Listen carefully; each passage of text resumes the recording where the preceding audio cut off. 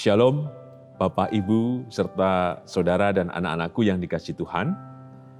Semoga semuanya dalam keadaan baik oleh karena berkat, rahmat, dan cinta Tuhan Yesus yang bekerja memelihara kita kini dan sepanjang masa. Kita berjumpa kembali dalam Renungan Mingguan. Dan hari ini, Renungan hari Jumat, tanggal 25 September 2020, didasarkan dari Mazmur 25, ayat 1 sampai dengan ayat yang ke-9. Sebelum kita bersama merenungkan sabdanya, mari kita menyatukan hati di dalam doa. Mari kita berdoa. Bapa dalam sorga, kasih karunia berkat, pertolongan dan sukacita, Kau anugerahkan kepada kami sepanjang waktu. Dan melalui kasih dan anugerah-Mu itulah kami disegarkan, kami dibangkitkan, dan kami menemukan cinta dan kekuatan-Mu yang memampukan kami terus menjalani kehidupan ini dengan syukur.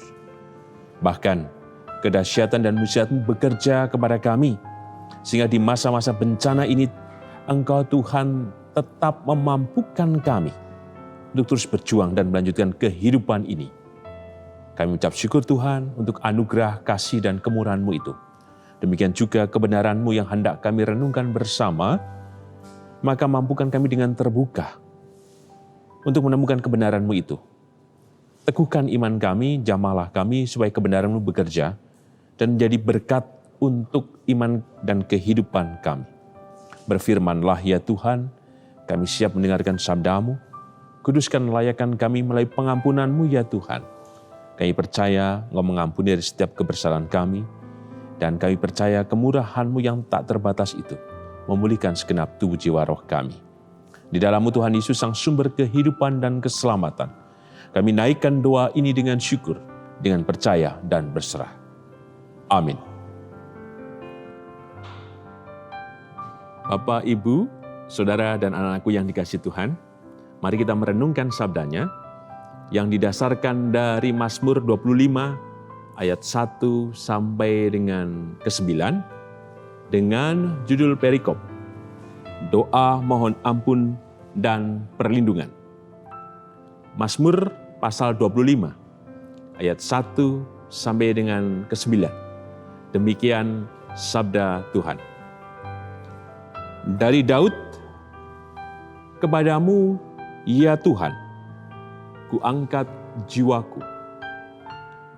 Allahku, kepadamu aku percaya. Janganlah kiranya aku mendapat malu.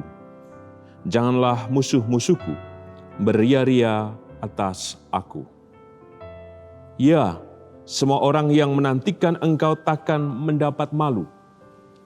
Yang mendapat malu ialah mereka yang berbuat khianat dengan tidak ada alasannya. Beritahukanlah jalan-jalan-Mu kepadaku, ya Tuhan. Tunjukkanlah itu kepadaku. Bawalah aku berjalan dalam kebenaran-Mu dan ajarlah aku, sebab Engkaulah Allah yang menyelamatkan aku. Engkau ku nanti-nantikan sepanjang hari. Ingatlah segala rahmat-Mu dan kasih setia-Mu, ya Tuhan. Sebab semuanya itu sudah ada sejak purbakala. Dosa-dosaku pada waktu muda dan pelanggaran-pelanggaranku janganlah Kau ingat, tetapi ingatlah kepadaku sesuai dengan kasih setia-Mu oleh karena kebaikan-Mu, ya Tuhan. Tuhan itu baik dan benar, sebab itu Ia menunjukkan jalan kepada orang yang sesat. Ia membimbing orang-orang yang rendah hati menurut hukum, dan Ia mengajarkan jalannya kepada orang-orang yang rendah hati. Berbahagialah kita yang merenungkan sabdanya, dan berbahagialah kita yang percaya. Haleluya. Amin. Bapak, Ibu, saudara-saudara dan anakku yang dikasihi Tuhan, kita sudah bersama tadi membaca Mazmur 25 ayat 1 sampai dengan ke-9. Dan tema renungan Jumat 25 September 2020, ibadah sebagai tanda pemeliharaan Allah.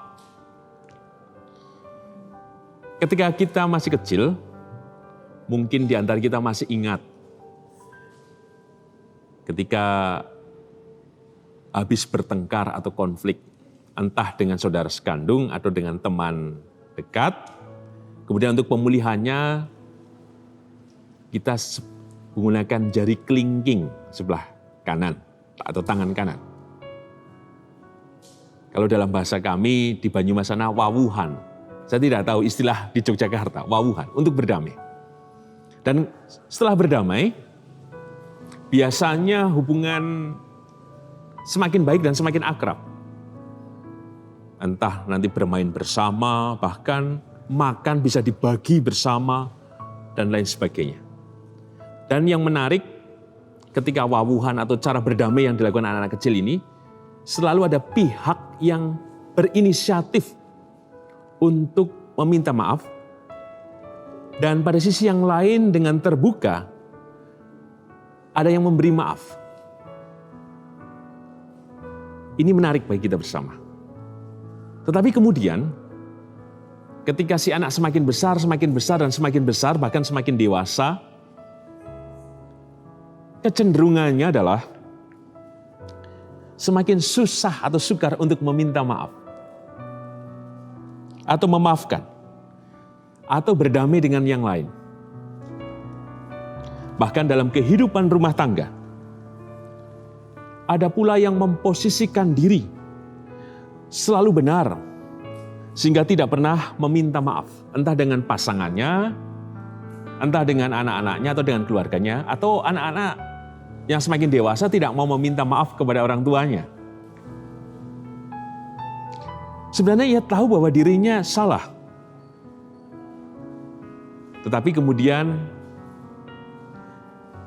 kebersalahan itu ditutupi dengan berbagai faktor sehingga kemudian ia tidak mengaku salah dan tidak pernah meminta maaf kepada siapapun. Lalu pertanyaannya, apa perlunya kita meminta maaf? Kita diingatkan kembali pada doa yang diajarkan Tuhan Yesus kepada kita, doa Bapa kami. Dan ampunilah kami akan kesalahan kami, seperti kami juga mengampuni orang yang bersalah kepada kami. Doa ini yang Tuhan ajarkan sesungguhnya membuka kesadaran iman kita. Bahwa kita dalam keadaan yang tentunya bisa bersalah. Artinya, tidak ada yang bisa merasa dirinya terbebas dari kesalahan itu. Karena jelas-jelas Tuhan mengajarkan ampunilah kesalahan kami. Bahwa manusia memang bersalah dan tidak ada yang sempurna. Maka selayaknya, sekalipun ia bisa benar, tetapi kesalahan itu tetap ada dalam kehidupan manusia. Sehingga dengan terbuka Tuhan mengingatkan dan memanggil kesadaran kita bersama bahwa kita bisa bersalah. Oleh karena itu, ampunilah kami adalah keterbukaan untuk mengingat diri bahwa kita tidak terbebas dari kesalahan itu. Persis juga dalam setiap minggu dalam ibadah, kita diajak dan dipanggil melalui sabda kasih. Khususnya melalui Matius 22 ayat 37 sampai dengan 40. Dan kita dipanggil pula dalam pertobatan. Maka gambarannya sama dengan doa yang diajarkan Tuhan Yesus kepada kita. Bahwa berkat pengampunan itu ada, maka kita harus merespon dengan kesadaran bahwa kita bersalah, sehingga kita meminta kepadanya supaya kebersalahan kita diampuni dan kita dibenarkan kembali. Maka pesan pertama yang kita terima, mari kita dasarkan ayat 7 sampai dengan ayat ke-9. Dosa-dosaku pada waktu muda dan pelanggaran-pelanggaranku janganlah kau ingat. Tetapi ingatlah kepadaku sesuai dengan kasih setiamu dan oleh karena kebaikanmu ya Tuhan. Itu baik dan benar. Sebab itu ia menunjukkan jalan kepada orang yang sesat. Ia membimbing orang-orang yang rendah hati menurut hukum dan ia mengajarkan jalannya kepada orang-orang yang rendah hati. Teks ini menunjukkan jika kita mau menghantarkan diri, memohon pengampunan kepada Tuhan, meminta maaf kepada Tuhan dalam kesadaran iman kita bahwa kita bersalah, maka kita kembali dipulihkan untuk baik, untuk benar, bahkan kembali kepada jalan berkat yang Tuhan tunjukkan kepada kita bersama. Sehingga dalam jalan berkat-Nya itu ada kehidupan yang Ia tunjukkan. Persis seperti yang digambarkan di ayat pertama sampai dengan ke-6. Kita dipanggil pada jalan berkat-Nya. Kita tidak akan dipermalukan. Bahkan Tuhan senantiasa menunjukkan jalan kebenarannya, rahmat-Nya diberikan, dan kasih setia-Nya terus kekal berbicara atas kehidupan kita bersama. Pesan kedua untuk kita bersama. Mari kita perhatikan juga ayat yang ke-9. Ia membimbing orang-orang yang rendah hati, dan Ia mengajarkan jalannya kepada orang-orang yang rendah hati. Bahwa pengampunan atau memohon pengampunan itu kepada Tuhan memampukan kita untuk sadar. Ketika kita sadar bahwa kita bersalah, bahwa kita tidak sempurna, maka kita akan menelisik dan meneliti siapa diri kita. Jadi tidak ada pun yang merasa hebat, kuat, tetapi justru dipanggil untuk menemukan diri. Sehingga ketika menemukan diri dalam pengampunannya, hal-hal yang tidak baik bisa kita lepaskan. Pada hal tertentu kita menjadi kuat bahwa Tuhan membenarkan kita. Oleh karena itu, dalam permohonan maaf atau mohon pengampun memampukan itu, membentuk diri untuk sadar dalam kesadaran iman, terpanggil untuk senantiasa mewujudkan kebenaran. Ada yang mengatakan, orang benar itu bukan mereka yang mengatakan bahwa dirinya tidak bersalah. Tetapi orang benar adalah mereka yang mengakui kesalahannya. Oleh karena itu, inilah panggilan Tuhan bagi kita bersama. Kita dibenarkan oleh karena kita mengakui kebersalahan kita. Dan yang ketiga, menarik jika kita membaca ayat 1 sampai dengan ke-6. Kembali seperti anak kecil tadi. Ketika Tuhan memberikan pengampunan atas setiap pertobatan kita, lihatlah, bukan hanya semakin kita rendah hati, tapi kita akan semakin akrab bergaul dengan Tuhan. Apapun itu. Dalam kehidupan kita. Sehingga kewaktuan kita yang bergaul dengan akrab dengan Tuhan. Memampukan kita untuk terus senantiasa. Mengingat dan bergantung. Bukan menurut kekuatan kita. Bukan menurut asumsi kita. Tapi kebenaran yang dari Tuhan Yesus. Sebagai penutup, kesadaran kita untuk melakukan pertobatan adalah buah iman. Artinya iman yang mau dibentuk dalam hidup yang mau berubah karena kebenaran Tuhan. Inilah ibadah sebagai tanda pemeliharaan Allah. Oleh karena itu, sebagai pertanyaan panduan untuk kita merefleksikan firman Tuhan ini, baik di pemahaman Alkitab di wilayah-wilayah, ataupun untuk permenungan secara pribadi. Yang pertama, apakah kita telah membangun kehidupan dalam kesadaran iman kita, bahwa kita tidak terbebas dari kesalahan kita? Yang kedua, apakah kita sudah melakukan upaya diri untuk melakukan pertobatan? Yang ketiga, apakah pertobatan yang kita nyatakan kepada Tuhan diwujudkan dalam perubahan diri?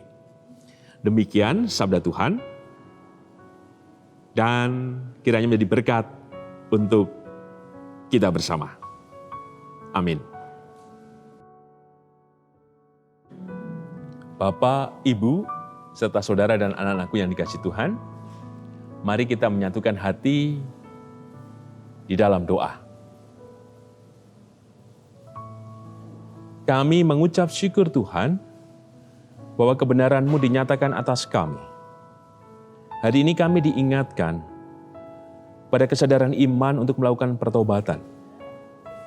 bahwa dalam pertobatan itu Engkau mengungkapkan siapa diri kami, dan Engkau menyatakan kebenaran dan mengundang kami untuk menerima pengampunan yang dari-Mu, sehingga ibadah kami diwujudkan dalam kesenantiasaan kami menyadari siapakah kami ini Tuhan, yang tidak layak.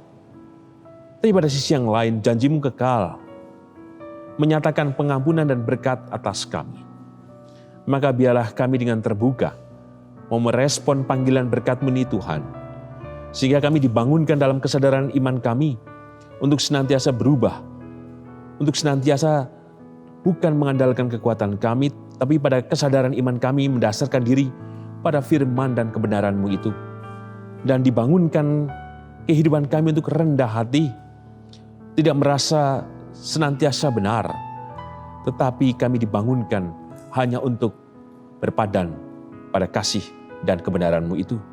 Demikian juga dalam pengampunan yang Kau berikan pada kami dimampukan untuk bergaul akrab dengan-Mu, karena Engkau senantiasa terbuka atas setiap pengakuan pertobatan kami, dan kami percaya Tuhan, undangan-Mu itu terjadi atas kami kini dan sepanjang masa. Oleh karena itu, tolonglah kami Tuhan untuk mewujudkan pertobatan itu dalam hidup kami bersama dengan yang lain, supaya ada pemulihan, supaya berkat-Mu dinyatakan dalam hidup kami bersama dengan yang lain. Dan hari ini Tuhan, kami berdoa secara khusus untuk kehidupan Ibu Tambenawas, Bapak Setiantono, untuk Ibu Priyono, untuk Ibu Murning Tias Gobing, dan beberapa jemaat yang lain yang tidak bisa kami sebutkan satu persatu, dalam keadaan sakit dan pemulihan kesehatan. Tolonglah Tuhan melalui jamahan kasih dan kuasa-Mu.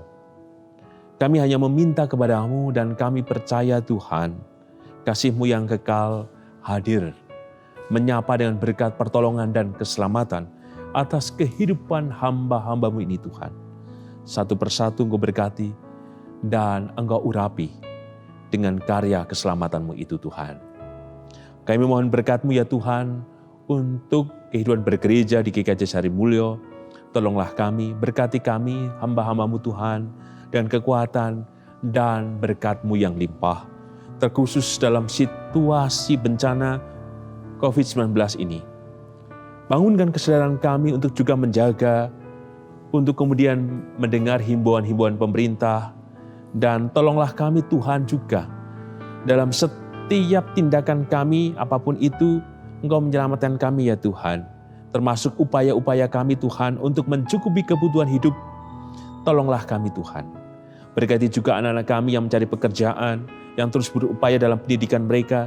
Bila kasih setia-Mu Tuhan terjadi atas kehidupan anak-anak kami. Kami juga berdoa untuk bangsa dan negara kami. Tolonglah Tuhan, redakan dari setiap bencana ini. Kami percaya kasih anugerah dan berkat-Mu terjadi atas setiap kehidupan bangsa dan negara kami. Dan di dalam-Mu Tuhan Yesus, doa ini kami naikkan dengan percaya, karena Engkau-lah Tuhan dan Juru Selamat kami. Oleh karena itu, kami mohon kepada-Mu Tuhan, dan kami percaya Engkau mengabulkannya. Di dalam kuasa-Mu Tuhan, kami berserah dan percaya. Amin. Demikianlah renungan Jumat 25 September 2020. Tuhan Yesus memberkati kehidupan Bapak, Ibu, serta saudara dan anak-anakku, kini dan selamanya. Amin.